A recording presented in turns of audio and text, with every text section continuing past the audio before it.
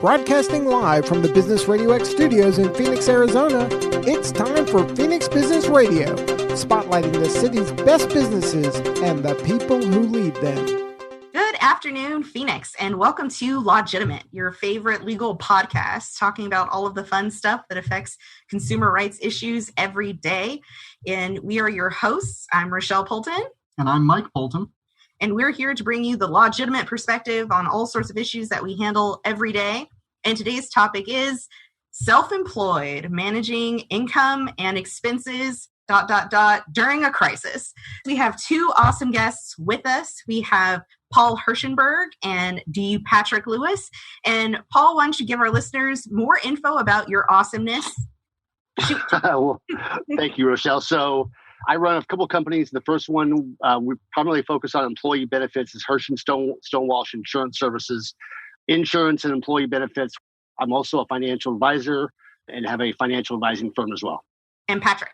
My name's Patrick Lewis. I have been a residential realtor for about 18 years now. I'm also managing broker for Realty Executives Phoenix, and I am a past president of the Scottsdale Association, past president of the Arizona Association, and a two-time Realtor of the Year.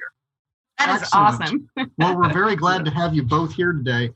This is going to be kind of a coronavirus special episode. This is the first episode of LAWGITIMATE that we're doing using a Zoom meeting from our own houses instead of from the studio at Business RadioX. We've really enjoyed being in the studio at Business RadioX. They're part of Max 6, a great co-working space here in Phoenix. They've got a few locations, and it's just a great studio, so we're sad to not be able to get there in person anymore because of the virus. But this whole situation has caused a lot of changes for people who are self-employed and small business owners over even just the last few weeks. I know Rochelle and I have put a huge amount of time and effort into getting our businesses moved to a work from home and virtual work arrangement for ourselves and our staff. Tell-a-law. And this is something that's been real hard for a lot of our friends and clients who are also business owners. And that's why we have both of you with us today. You're both independent professionals with a lot of experience and connections to others in town who are dealing with the same things. So this is just going to be a bit of a free-form discussion for us to talk about how the virus has changed our businesses and what you two are seeing, Paul and Patrick, with the people that you know and work with, and how this is affecting them in your industries and related industries as well. Let's start there. And let's just start with you, Paul. What are you seeing over the last month or so? What's been going on out there? We deal with several hundred small businesses here in town, and we normally do their employee benefits. And one of the services we offer is anytime they let an employee go or hire somebody, they just send us a quick little email, and then we either get them set up with their employee benefits or we take them off the employee benefits if they've been let go. And we have seen a very small amount of new hires and a very, very large amount of employees getting laid off, furloughed, you name it. We're seeing a lot of that. It's probably about a 10-to-1 ratio right now. Ouch. Yeah, the labor statistics were saying something crazy like 1 week in Arizona was 3,300 claims, and then the first week of March, it ended up being 29,000 in a day. So yes, it's kind of a mess. Yeah, definitely a mess out there. But we are, I think the main thing here is that, there is help on the way, a little slower than what we hoped it would be, but it looks like the help is on the way through a couple of federal programs that should help kind of stop everything or slow everything down for at least a little while. And as long as this thing doesn't go, 3, 4, 5, 6 months, I would think that most businesses in the Valley should be able to recover. And Patrick, you're very well connected on the real estate side of things. It's your business, and you've been involved both professionally and politically in the real estate business here. What have you seen over the last several weeks to couple of months as the virus has hit the United States? What's been going on with real estate in Phoenix? Well, I mean, obviously, it's a little bit of a mixed bag right now. Real estate, for better or for worse, is somewhat of a slow-moving animal. A lot of the immediate data we have pointing to, things have definitely slowed down a little bit. That said, we were at such low inventory, though, that it's going to take us a couple months to even get back to a normal inventory level. And I will tell you, my firm, we have just under 1,000 agents. we still have contracts being created every day. There are still listings going on. I mean, like it or not, people need a place to live. They have to have a roof over their heads. And so where I think this is going to come in is I think it is definitely going to, I've been in contact with all of my buyers that have been frustrated over the last few months and said, hey, be ready. And I think where we're incredibly fortunate here in the Valley is we've had such a good run that most people have 20% in their homes if it were to drop that much. We don't anticipate foreclosure crisis. I think some of that's going to depend on how well the CARE Act, which Paul just talked about a little bit, can help impact things and stem things. I know here in Arizona there have been moratoriums put on evictions, tenants' rents, things like that. That's where it's going to become.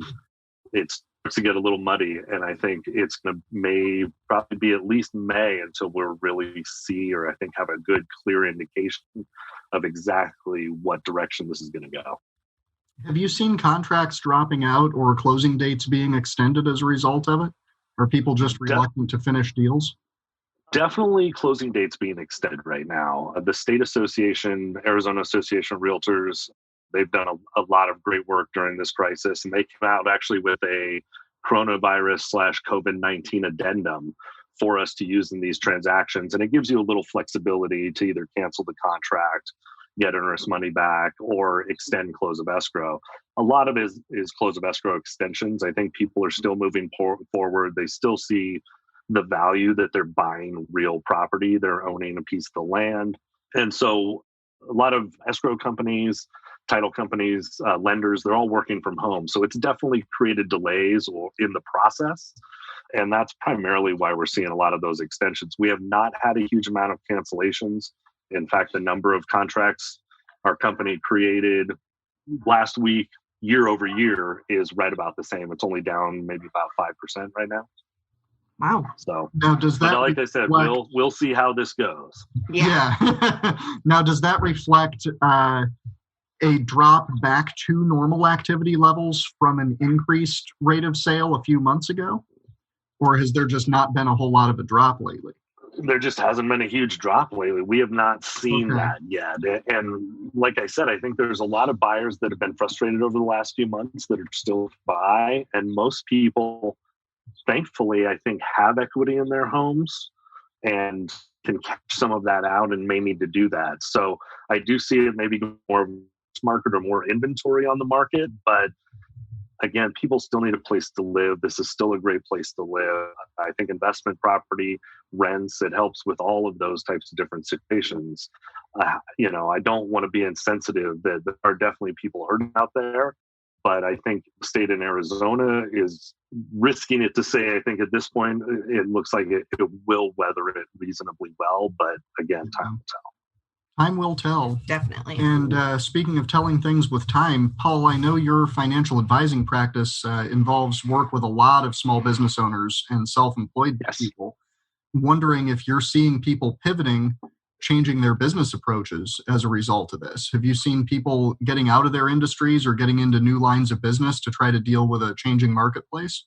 I don't think I've seen anybody really changing their line of business, but I guess what we've seen out there is we've got clients in every kind of different aspect of the city. So we've got some clients that were able to go on to a virtual type setting, like, is working from home and not really skip a beat. We've seen several clients have to shift. We got a lot of restaurants. Obviously, they had to shift and go more to delivery and more to pickup. We've seen other clients that haven't skipped a beat. Construction clients that were just so busy going into this, and they're still going a million miles an hour. All the crews are still working. We've seen other clients that truly have just gone from 100 miles an hour down to zero. So we've really seen the whole gamut. It just really depends on what that industry was. If you were a dentist, for example, you're probably gone from 8 employees down to 1 or 2. But if you're a construction company, you probably haven't laid anybody off yet. So it really just depends on the industry. But we definitely have seen a lot of businesses be able to go to more of a home type situation. And I think from my standpoint, I think one of the things that we've noticed is that we're actually getting stuff done at a faster pace right now than we were getting stuff done a month ago. So stuff is not only still going, we're doing it more efficiently now that we're from home. And I think that's a lot of, when you work from home, you don't really get a chance to leave work. So I think that a lot of the people that work for us are, they're returning emails at 8:30 at night, and they're doing stuff at 6:37 in the morning, which before that wasn't really the case. So I think, as far as my own business goes, we're getting more done now. We're more efficient now than we were a month ago. And that's what gives me hope, by the way, is in the long run, I really think that, the efficiencies that come out of bad times like this and the way businesses will evolve, that has me very optimistic about this whole situation. And it is going to get a lot worse before it gets better. But when we get out of it, I really think that we've got a lot of great things have happened because of this, that I think a lot of businesses will be able to take and move forward with it. I would agree with that. I Absolutely. think the increased efficiency point is an interesting one, because I think I've experienced the same thing. And part of it is just that I've got a fear that we won't be able to produce as well because of the disruption.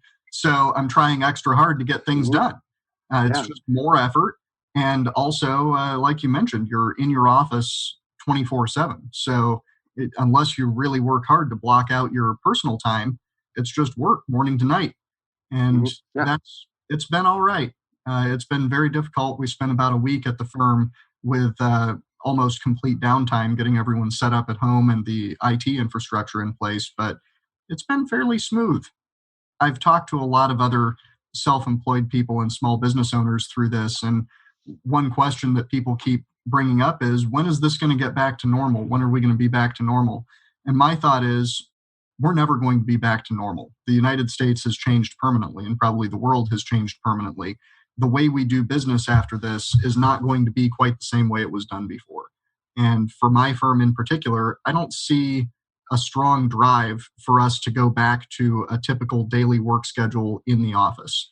Once we've put the effort into getting set up for work at home like this, and we've got the collaborative tools in place, and we can do it efficiently, why would we all go back to that when it's just more inefficient and there's more overhead associated with it? Have you guys been thinking about that, or been talking to other people about how this may be a lasting change even after the virus passes? I can tell you we've definitely had those conversations. We have about 20 staff right around there. And fortunately, a lot of them are working remotely right now. And I agree with you. I think, it's kind of creative constraint. You're forced to bring efficiencies to it because this is what you have to work with. So you find solutions within it. I think the challenge that I find is that building that culture and that camaraderie and those relationships is much more difficult this way. That is difficult. Wandering around the office and meeting people and just joking around the water cooler, either literally or metaphorically, is important. It's hard to do that. I would actually, I really agree with Patrick on this one. Even though, yes, we're gonna lose some efficiencies by going back to the office, the only reason why we're so efficient right now is because of the relationships that we've built with each other over the last 10 years. And that camaraderie is the reason why we're being so efficient right now and why we're getting through this so well. I don't know how long that would take to break down if we weren't going back to a office type setting. And I think also for newer employees coming into the picture, it'd be harder for them. Obviously, a well-established employee, we're probably okay, but that new employee coming in, they probably need a place to go. They need to understand the culture. They need the time to develop those relationships with their coworkers as well. Yeah. But you're right, Mike. Things have changed forever, and I do think that we just need to be able to take the good and take the old and figure out how to blend the two together. That's absolutely right. It's going to be interesting to see how this all shakes out. Yeah, for our office, we went virtual. We're starting to do mostly phone and video conferencing for consultations. And now with the court systems, most courts are doing telephonic hearings these days, including bankruptcy court. It's left up to the trustee. So a lot of this stuff is now going to be telephonic. And I'm not really sure why they would go back otherwise. There's really no good reason to make people appear if you can always just have a telephonic hearing. One of the other things we use as a team is Zoom meetings. Obviously, that's pretty handy for our weekly team meeting, just to make sure everyone's on the same page and we're all alive and kicking. And then GChat is awesome. So, just being able to have everyone on there, ask questions throughout the day, post gifts, do whatever has been really helpful at one, kind of taking the temperature of how everyone's doing and seeing who's working when. I'm trying to maintain like some semblance of work-life balance because you're at home and your office is your home. You can work at 2 a.m. and it doesn't really matter, but it's really kind of important to sort of build in a little bit of a schedule for yourself. So I have we're sitting at my office desk. And so, around 6 or 7, maybe even 8 o'clock at night, it's like, all right, I'm going to get out of this room. I'm going to go into the living room and I'm done working for today. And then I'll resume work tomorrow at whatever time that is, hopefully not in the middle of the night. So I think the work-life balance for, it was never ever a balance. It was more of a seesaw. But now it's definitely weird because you don't leave. There's nowhere to go. So I think we've kind of gotten a little bit used to it because we're going on week 3 now in the acceptance phase of the grieving process. So how long have you guys been working from home?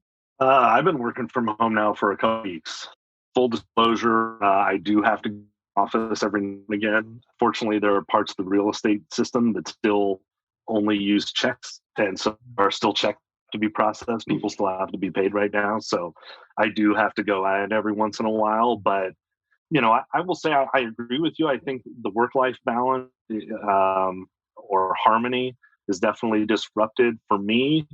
The other piece that's thrown in there is kids not being at school now and trying to be able to manage my work, and because my wife has things that she's got to get done too, so I have to take over some of those duties sometimes so those things can get done. And so it's definitely, I will be happy to go back to an office. That way. Yeah. For one of my employees, she's so awesome. She's got 2 young kids at home. And, for her, it's like you've got the dogs, you've got the kids, and it's 24/7 parenting now for a lot of people. And the problem is you still have to teach your kids, have structure for them, and try to work at home. And so now people are just cooking more. They're definitely walking that dog a lot more often. People are just really getting used to this work-life collision, I guess is probably the best way to say it.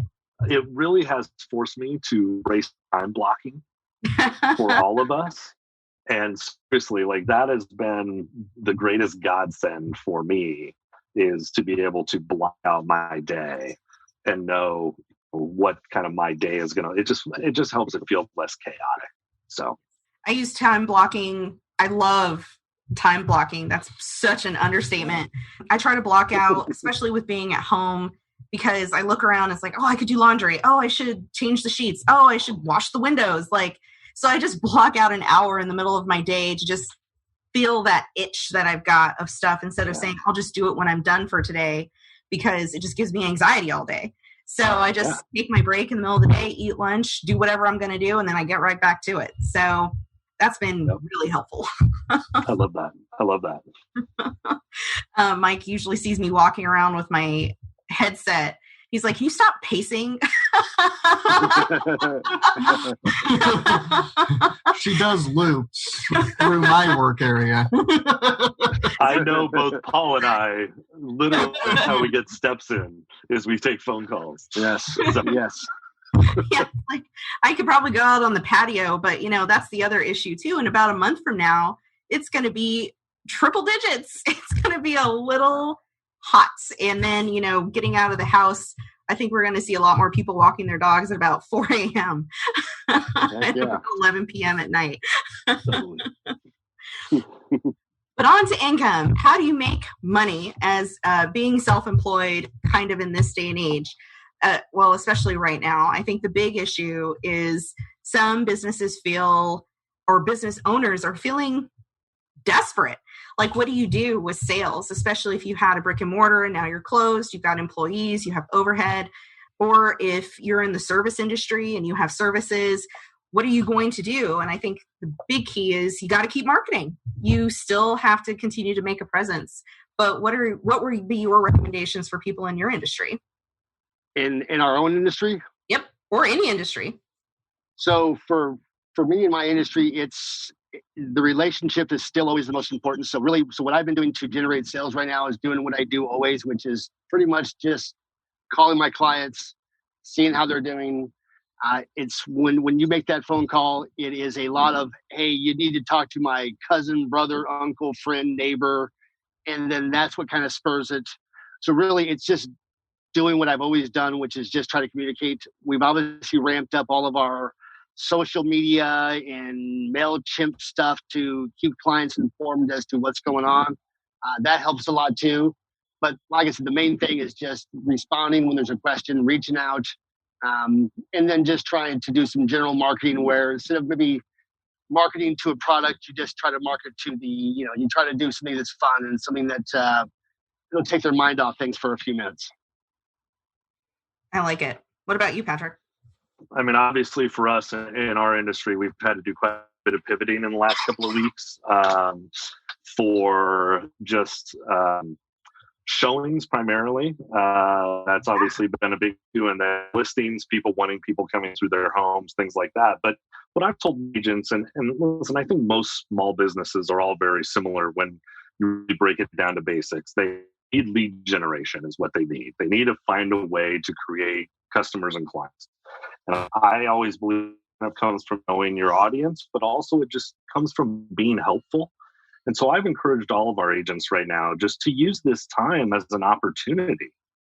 A lot of uncertainty out there, not always confident in what you're watching in the news. There's a bunch of different sources coming at you. Reach out to your clients and people that have done in the last 2 or 3 years. Offer to be a resource. Answer questions for them. How can you help them? What are they struggling with? Did they just lose a job?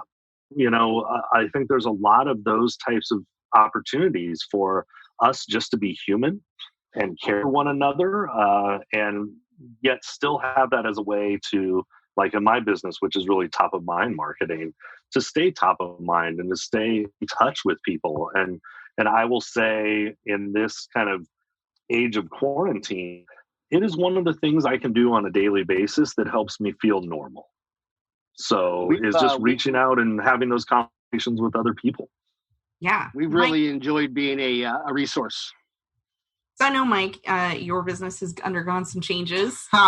Let's talk about that. Yeah. So when it comes right down to it, I think my business was impacted probably almost as much as some restaurants have been impacted, although fortunately we're in a position to deal with it more easily than a lot of restaurants are. We are no longer looking for new medical malpractice cases. For most of my career in law so far, my firm has focused on medical malpractice litigation. We represent people who have been injured by the healthcare system, suing hospitals and doctors who have caused serious injuries or deaths.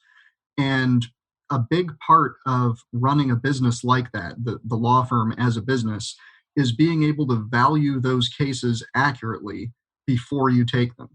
Because we do them all on contingency. The firm fronts all of the money to run these cases, and it takes typically 3 to 5 years to complete a major medical malpractice case. It's a very lengthy process, and there's no way to shortcut that. It takes that long before you get the result. So when I'm evaluating a case up front, I have to determine, first of all, whether it's a winner or a loser. And got to know that it's quite confidently a winner. We don't take questionable cases on the facts. But then secondarily to that, we have to determine that the case is worth clearly a lot more money than what it will cost to run that case. Now, because of the laws that protect doctors and hospitals from suits, it's very expensive to sue them. Even if you have a great case, even when someone has been seriously injured or killed by an obvious mistake, it's still a lot of hoops to jump through, and it costs hundreds of thousands of dollars and takes years to do it. So I've got to know up front that the case I'm taking is going to be worth that tremendous financial and time commitment.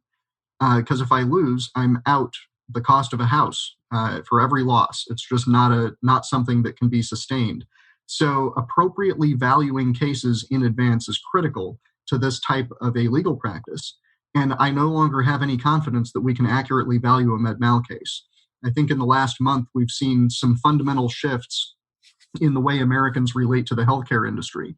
and a lot of shifting of blame where people used to feel frustrated with their local hospitals and even their local healthcare providers.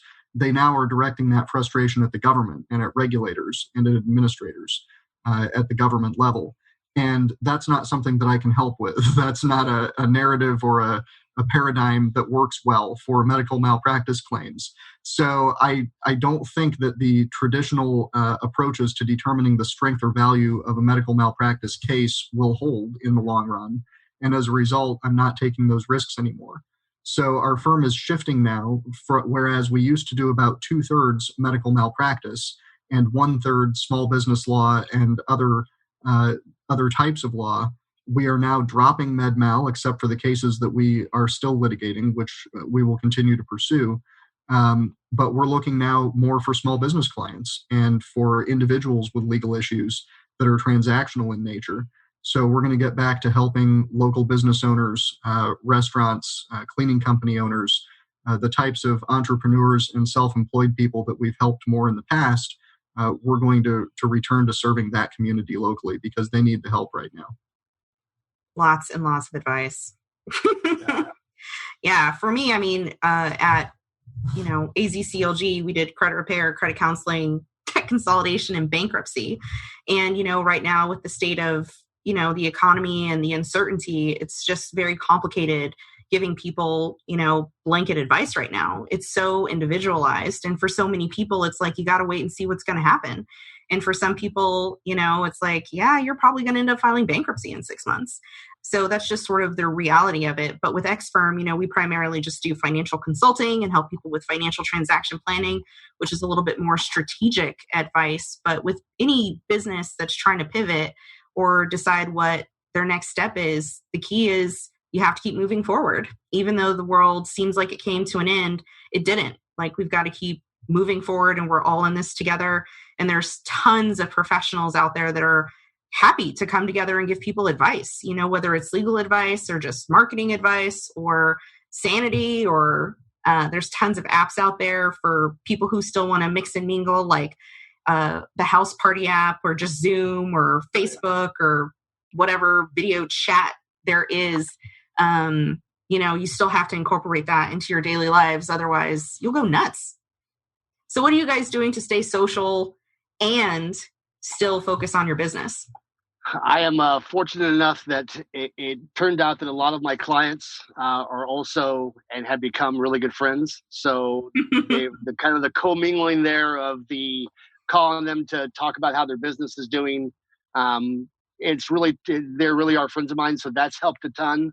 I'll tell you the one of the cooler things the virtual happy hours are pretty cool. You're actually able to see people that you haven't seen in a while in a social setting, which is cool. On the social side, me and our weekly Tuesday poker game obviously got canceled, so we were actually able to do the whole poker game online. So it was really cool. So it's just, once again, it's just using this technology to keep things at some kind of normalcy. But yeah, that's what I've been doing. Just a lot of once again talking to clients and just clients/friends. And then doing a lot of this stuff. This stuff is awesome. Love it. What about you, Patrick? Yeah, I think it's a lot of the same for me. Like I said earlier, I do feel like a lot of this is creative constraint. And I'm always amazed at how people use it. A friend of mine has something that she does called Wine Down Wednesdays. And it's on Zoom, and anybody can pop in, and you bring a glass of wine, and you just come and talk and hang out. So, I think, again, it's just providing ways to be helpful in your communities. I know for our kids, trying to set things up with them and their classmates, even to do some Zoom and some socialization. But, like I said earlier, I think just I do a lot of calling the agents that we have, calling my clients from the past probably 2 or 3, maybe 4 years. They got a lot of questions right now. They're concerned about their home values, all of that. And it's a great time just to reconnect. So, I shouldn't say that I can possibly, but I have not been fantastic at keeping in touch with every single one of my clients. It's a gargantuan task for one person. This is an excellent opportunity to do that. And it's an excellent opportunity to kind of slow things down a little bit and examine exactly what are necessities within the business, and what have just been distractions lately. So, again, I want to be sensitive to just how crazy this pandemic is and how I think destructive it can be for some people. But I do think, at least me, I'm using it as an opportunity to kind of reset some of these processes and bad habits that I've gotten into. Yeah, I definitely can agree with that. I've become like Susie Homemaker over here. I made cupcakes today. Wow. I cook more. I definitely clean more. Work ends at a normal time because you're not fighting traffic to go anywhere.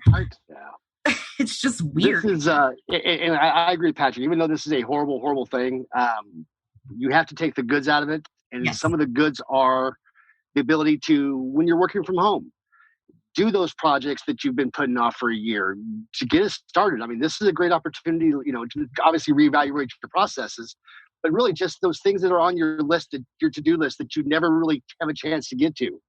This is the time to do them. This is the time to actually find that old thing out, just get it out and say, okay, what's the first step in getting this task going? And before you know it, you've got that thing you've been putting off for 6 months, and it's done. So yeah, I'm trying.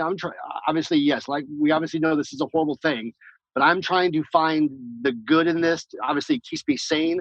But by trying to find the good in this whole thing, it's helping me move forward and get things accomplished that, like I said, I've tried to get accomplished for years, but with being stuck in traffic and all those things that on a daily basis that I was doing, there wasn't any time for it. Well, now there is, so there's no excuse anymore.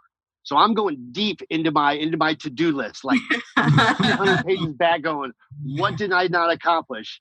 And I'm reevaluating those 10, 15 things. And I'm saying, I actually want to get this thing done today. And I'm going to do this one tomorrow. And I'm going to fix that thing outside on the porch. And I'm going to fix that light bulb. And I think just doing those tasks, it helps keep things sane. And then obviously try to turn the TV off whenever you can. Yeah, the news will rot your brain with too much of that. Yes, for sure. But in doses. Yes. So let's talk about this SBA loan that is coming out. I know a lot of people have a lot of questions about it, whether or not their businesses qualify. I think they call it the Paycheck Protection Program. That's one of them. There are a couple options to choose from. So the PPP is coming out shortly. I just did the Chase webinar on it this afternoon, and I've got to say they really didn't have much information. They just kind of said the information is going to be coming, but the last I had heard, the application window is supposed to open tomorrow, but Chase does not seem to be prepared to accept application materials tomorrow. They said to check their website and they'll let us know when it's available. So we'll see what that means. What are you guys hearing about this? Paul? Yeah, so depends on the lender. I just got an email from my bank, which is Comerica. They had sent out one early in the week saying, hey, we don't have anything ready to go yet, but give us a call. We'll put you on your list. They just came out today and said, hey, we're not going to do this in person. We're not going to call you. Here's the website. Fill the form out. Here's the information we need. And that's the one thing that, we've been pretty on top of this whole thing since the very start, as far as obviously trying to be a resource for our clients. And we actually have one of the guys in our office this is pretty much all he's doing right now. His job is to know this thing, figure out every question we don't know the answer to, and then find the answer to that question. So I'm not saying I have all the answers, but I got a pretty good chunk of them. And the ones I don't have, I know Joey does have. So we've got this thing pretty dialed in at this point. Yeah, your email updates have just been awesome. Good. Yeah, that's all content. We're obviously stealing content from everywhere, but we're actually putting our own fingerprint on that content and changing it up a little bit and really trying to apply it to our client base. Yeah. So what's the 30-second summary on the PPP? What do people need to know about this? I'm going to say that the main thing is that 2.5 times what your payroll is. And then use that money for payroll. You can use it to pay the rent, keep the lights on, pay the internet, the coffee bill. You can use that money for a lot of, as long as you use them for either payroll or keeping the lights on, so to speak. You don't have to pay that piece back. So, for example, we've got it figured out that we're going to be borrowing about $60,000. We don't have to pay a dime of that back because that's really all we need the money for. I don't need the money for anything else. I just need it to help with payroll expenses. So that $60,000 is going to cover our payroll for about 3 months. Yeah. And we hope by then, and really our business hasn't been affected yet because we're insurance agents. We're still getting paid on stuff clients paid in January. So this won't really hit us until June. June's going to be our oh my goodness, what just happened? So this is going to allow us to have some money set aside. So when June and July and August roll around, we're going to be able to weather this storm with pretty much no problems at all. And from what I understand about it, the government wants the business owners to take this money. There's not going to be a ton of requirements. There's not going to be a ton of back-end stuff that they want. It's going to be more or less just take the money, keep the doors open, and we're going to worry about everything else later.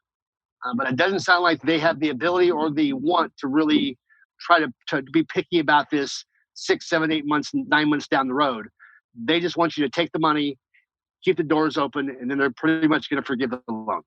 Now, do you know, the one question that seems to be coming up with a few people I've talked to is whether independent contractors that you use on a regular basis count as payroll money for the forgiveness portion of this? So I'm going to say that is 90% of the questions we get right now. It has to do with 1099s. So here's the way it's going to work. If it's a 10, like for us as an insurance company, we have insurance agents that work for us. That insurance agent, we will be able to include them in our calculation. So yes, we can. They do count as payroll. However, if that independent contractor is actually their own actual corporation, we have some of our agents that are corporations. In that example, they will not be included under us. They'll have to file their own PPP loan. But if it's just an individual and that individual is your 1099, then yes, they can be included. Yes, you can use that money. And no, you do not have to pay back what you give them. Now, what about businesses that use an arrangement where their payroll comes from a different entity than their operation? In other words, you've got one entity that's set up to handle your payroll, so your W-2 employees are paid through that entity, but it's not the entity that actually operates your business. Say that one more time. So you basically have a PEO. Oh, a PEO. Okay, so if it's a PEO, that still qualifies because the PEO is a co-employer relationship legally, so that shouldn't matter at all. Okay. Good to know. And do you have any specific information yet on exactly what these loan terms are going to be, what the interest rate is, and what the period is? Because I've seen it all over the place. So it depends on the loan program you're going with. If you're going with the disaster relief one that gives you the emergency $10,000, that'll be a 30-year payback. Yeah, they're going 30 years on that, and I want to see the rates on it in the mid to low 3s. Okay. And then for the PPP program, let's just say you borrowed $100,000 and you only use $50 for payroll, and then you took the other $50 and used it for something else that wasn't qualified. You would have to pay that other $50 back, and I'm not sure about the length on that loan, but I do know the percentage rate's about 3.65%. Patrick's holding up the two fingers. I think that means that's a 2-year term, and I think I've seen that also. Yeah, at least that's what I've seen from most of the banks right now for the PPP is it's been a 0.50, like a 0.5% interest rate, and then a 2-year term. But I know different banks are implementing it differently. Yeah. And I will say because we've looked at this for our landlords, property management companies, things like that. There doesn't seem to be a lot out there at all on it right now. I think this is so new. They're just kind of flying by the seat of their pants right now. So, I get it and I'm appreciative of it, but I think information's kind of all over the place, and I'm appreciative of having somebody like Paul around to be able to call and ask about it. Yes. And Paul, do you have any sense of whether the applications for this are expected to outstrip the availability? I mean, I know that's kind of a ridiculous question to ask at this point because it's never been done before and nobody really has any data, but is this something where only a fraction of people who apply are likely to get it? When this thing first came out, I was like, I was just the opposite. I'm like, this is plenty of money. This will be plenty of money to take care of everybody. and then like it's like 6-7 hours later, I'm like, there ain't no way this is enough money. So What I think we're going to see here is we're going to see phase 4 and a phase 5 and a phase 6 and a phase 7. I think when the money does run out, the really one nice thing about owning the printing press is that when you run out of money, you can just go make more. It just dilutes the rest of ours. Oh, hey, but the reality is, as long as the rest of the world also is printing money like mad, then it really doesn't dilute anybody's money because, well, it just dilutes it, but it doesn't cause any currency issues. So long story short, I think they'll just keep putting more and more money out there as much as they need to ensure the businesses can keep their doors open. And like I said, I don't know, this is never meant to be a 1-year fix. This is meant to be a 75-day fix. That's really all this is meant to be. And if as long as we can all be back to work in 75 days, I think we are going to see a V-shaped recovery. However, the way the data is looking, this might extend past that. If it does, then truly they're going to have to come up with new, more creative ideas. Because this is if it goes past 75 days, we have a whole new set of problems to deal with. And I think that reality is just now starting to kick in. Day by day. I'm a hope for the best, plan for the worst kind of guy. But if I have to bet my money on an outcome, I'm going to bet on this not going smoothly and taking a really long time. Kind of a mess. Yeah, I'm pretty sure that website is going to crash tomorrow really badly. Yeah, that's fair. I think the other piece to that is I think that this also comes back to the reason why you want to have a good relationship with your bank and your banker and the branch manager. When it comes down to it, these branch managers are going to take care of their favorite clients first, just like you would or I would. So as long as you have a good relationship with your bank and your branch manager, I would think you're going to get taken care of. If you don't, maybe it's time to send them some cookies or some cupcakes or something. Exactly. Gotcha. So I've got a quick question for all those self-employed people or people who are commission-based. So, you've got real estate agents out there, loan officers, people like that. Are they at all, does this affect them at all, Patrick? Do they qualify for any type of this payroll relief? Well, if they're W-2'd, it would be my understanding that yes, they so there will be people that will qualify for it. I think it is still up in the air right now, though.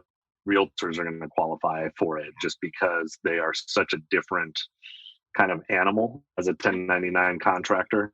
And we're still kind of wading through that right now. Obviously, a lot of this is new. I know a lot of our lobbyists are looking into it now, trying to get answers not only at the national level, but at the state levels. For a lot of the realtor members. So we're still trying to figure some of that out. I am definitely not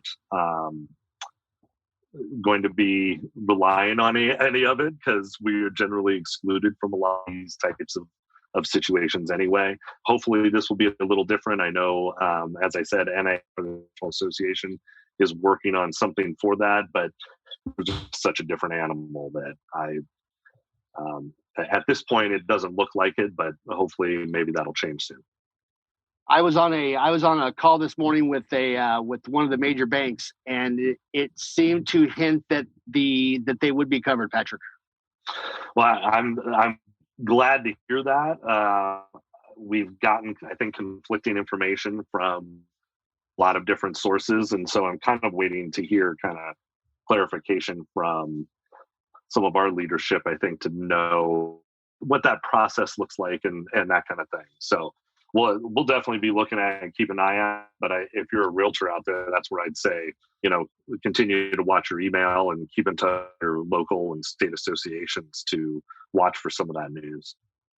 Well, they would obviously have the unemployment they can always turn back on. If for some reason that so one of the other government programs failed, I would think that other ones would be able to pick them up. Hopefully, yeah. In theory, you're absolutely right.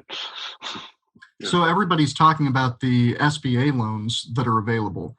Is there anything else that's come out of these stimulus packages that small business owners need to know about? What about the personal aspects of the program? Are there any aspects of the personal bailout that are particularly applicable to small business owners or self-employed? Well, small business owners are calculated in that payroll number. So if their small business owner pays themselves $5,000 a month, they're going to be able to get $12,500 to be able to also pay their payroll as well for the next few months. The one thing that's not going to be calculated in that is going to be draws. So if that business owner, they really make 10 grand a month, but they only pay themselves 5 through payroll, the only thing they're going to be able to count on is that $5,000 reimbursement for the 2.5 months. They don't get the $5,000 they took out in draws. What if you've had large single payments that have been characterized as guaranteed payments for tax purposes rather than as distributions? Do you know if that's going to work? And I'm asking this purely for my own benefit because that's what I did last year. Are you but I imagine doesn't that still run through your corporation though? So it does, but rather than being a W-2 employee of the corporation and paying myself through payroll, I've taken single large chunks a couple times a year, but our accountants have opted to classify those as guaranteed payments, which they were. It was arranged in advance, rather than construing them as distributions. I don't know. I'm going to say my guess. I'm going to say my guess is no. That's my initial guess. But once again, if we can definitely get that question answered for you. Anybody has any like of these really specific questions like that, definitely shoot us an email. And like I said, I will get it over to our internal tax guru geeky guy and let him research the question for you. You hear that, everybody? Contact Hershenberg Stone-Walsh Financial Services, and they will answer all of your questions for you. We will. We're going to do our best to make sure we take care of everybody who needs help. Love it. That's a lot of people these days. So in the last couple of minutes here, let's talk about expenses, especially managing them right now. So I think the biggest thing people need to do is kind of take a look and see what can be cut. Yeah. I know from my end on the student loan side, some student loan companies are forbearing payments until September. It's a lender by lender thing. So you've got to call and ask, or worse, sit on hold and get disconnected 15 times. That's kind of the state of that right now. I think some car companies will defer a payment for 3 months and tack it onto your end of your loan.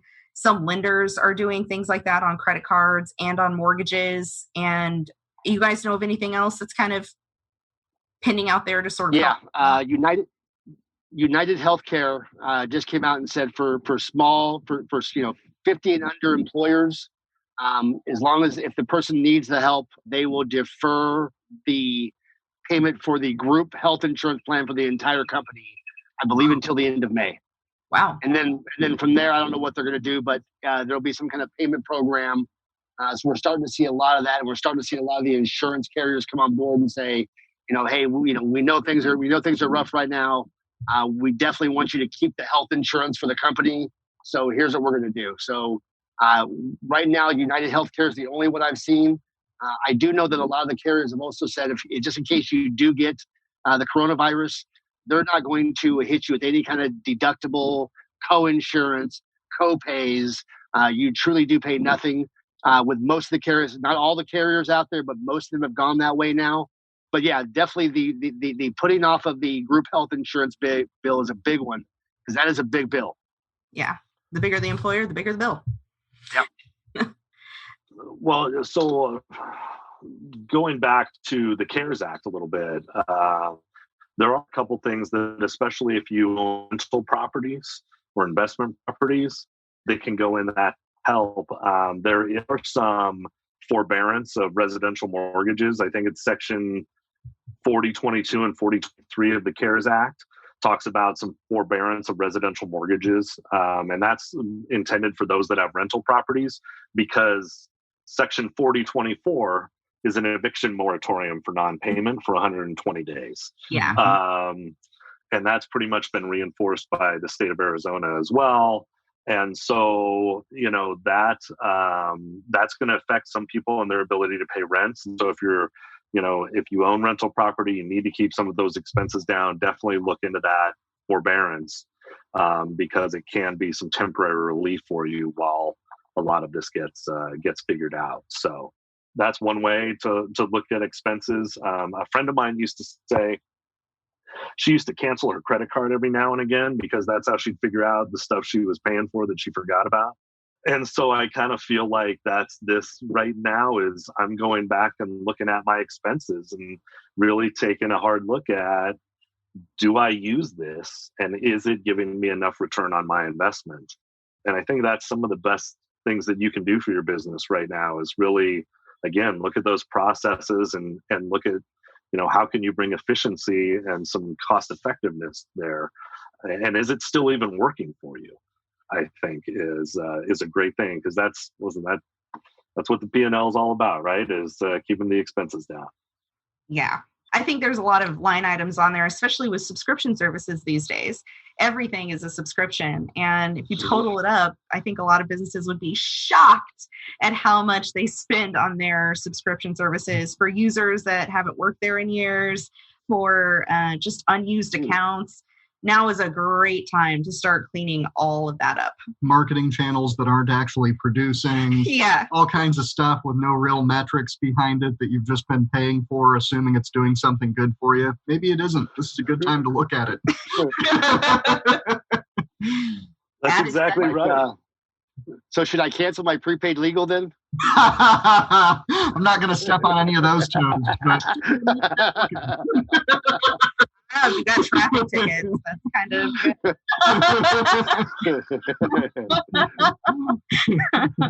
maybe do an evaluation of the ROI, see how it's been working out for you. Oh, but on those plans, they do offer estate plans for free. So for those people who have like Legal Shield specifically, now is a great time to get your POAs done, your will done. Like we're all looking at our mortality every day here. So like, go ahead and just bite the bullet and figure out what you want.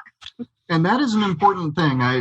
Our firm is pivoting into areas that include estate planning. So it's a bit of a plug for us here. But, I've had a number of people, friends and family, who've approached us in the last couple of weeks asking about getting their estate plans in order because they're in high-risk groups for coronavirus. And the fact of the matter is, that is a good decision. That's something that you should do at this point because this virus does appear to be Russian roulette. You never know if you're going to get it, whether it's going to be quite serious for you or whether it'll be no big deal at all. We all need to have things in order because if it turns out that you find yourself in bad health in the near future, you're not going to have the resources available to you to handle that at the last minute. This is not business as usual for anybody in society right now. And you're not going to be able to have someone come to your hospital bedside or attend to you if things take a turn for the worse to get your estate plan in order. It doesn't work these days. So just like stocking up on toilet paper and rice and beans, probably a good idea to get your estate handled. Yeah, and also set up a business continuity plan. Absolutely. Yes. Critical. Yes. If your business relies on any individual for daily operations, if you've got any single point of failure when it comes to people in your business, you better come up with a way to handle that because they could be out of commission for who knows what reason. Maybe coronavirus, but maybe just something else. Just life, because life still is going to continue to happen to us all. And by the way, not only do you need to create one, but you need to summarize it and share it with your clients so that they know what the plan is. Yep. Or just know that. I would also say if you're a 1099 contractor, you need to create your LLC. Get some life insurance. And start getting some of this kind of things in order, Yep, absolutely. Now is a great time to do all of those really boring adulting things that you've been putting off for a decade or so. Like if you did your estate plan back in the 90s, it is time to update that. If you got married or divorced since you did your estate plan, you should know that in Arizona, it's presumptively invalid now. You need to start over. It will not be enforced the way it was written before. Your kids are grown and got married and you've got grandkids. Like there's so many things that just happen all the time. You need to just, doing an estate plan now is just a really, really good idea. Requires maintenance, as does a business. This is a good time to cross the uncrossed T's and dot the undotted I's. Well, thank you both for giving us your legitimate perspectives on the world and being business owners and kicking butt. So tell our listeners how they can reach you, Paul, and ask you all of their billions of questions. Whatever you do, don't call me. Don't email me. No, I'm just kidding. The best way to get a hold of me is to call me. I pretty much use my cell number for everything. The cell number is 602-321-2889. We do have a Facebook page, Hershenberg Stone-Walsh Insurance. You can also email me, which would probably be just as good. The email is Paul@Hershenberg Financial, and Hershenberg is all E's. It's HERSHENBERG financial.com. Excellent. And Patrick, how can people get in touch with you about real estate these days? Well, yeah, thank you. So first of all, you could just Google D. Patrick Lewis. I pretty much own the first page. Yep. You're pretty good at SEO, as you should be. That's right. I know how to. I've been real estating for a while now. And my number, though, I give them one of my office numbers. It's 480-535-7930. And they can also go to my website, aroundscottsdale.com. Or they can email me at patrick@aroundscottsdale.com. So I'm pretty easy to get a hold of. Would be happy to chat with anybody, answer any questions I can. Excellent. Well, it was great seeing you both, and we really appreciate you coming on the show. This was a bit of an experiment here today with our first remote video conference, audio conference, live podcast, but I think we pulled it off well enough, all things considered, and it'll only get smoother from here. So thanks for playing. Happy to be a guinea pig for you two anytime. Well, I'm your co-host, Rochelle Polton with X Firm Law, PLLC. You can find us online at xfirmlaw.com. And I'm Mike Polton with the law firm Polton & Royan. You can find us on the internet at pnlaw.pro. That's P like Paul, N like Nancy, LAW.PRO. And we are here to help you out with your small business and self-employed legal needs. So we'll talk to you next time, Phoenix.